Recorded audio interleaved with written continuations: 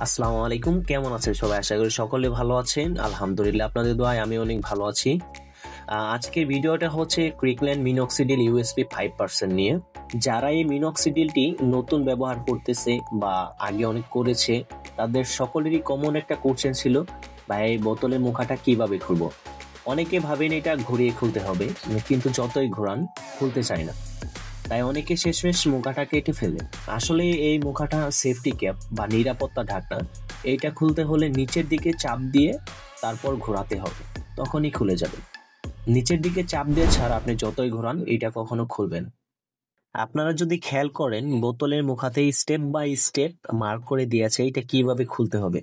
প্রথম স্টেপে হচ্ছে নিচের দিকে চাপ দিয়ে দ্বিতীয় স্টেপে ডান পাশের দিকে ঘোরাতে হবে। এভাবে খুব সুন্দর করে একটা মার্ক করে দিয়েছে তারা, যাতে ইজিলি বোতলের মুখাটা খুলতে পারে। নিচের দিকে চাপ দেওয়ার পরে যখন হালকা শক্ত বাজবে তখন হচ্ছে ডান পাশের দিকে ঘুরিয়ে নেবেন, দেখবেন খুব সহজে খুলে যাবে। বোতলের মুখাটা এভাবে বানানো হয়েছে যেন বাচ্চারা বা ভুলবশত কেউ বোতলের মুখাটা খুলতে না পারে।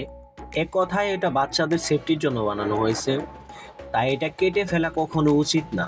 তাই পরের বার বোতল খুলতে কষ্ট লাগলে মনে রাখবেন, একটু চাপ দিন, তারপর ঘুরিয়ে নিন, খুব সহজে খুলে যাবে।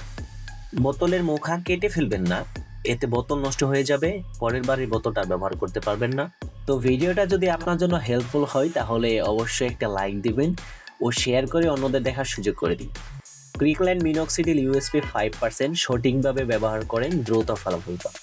আর পরের ভিডিওটা কোন টপিকের উপর বানাবো অবশ্যই কমেন্ট করে জানাবেন।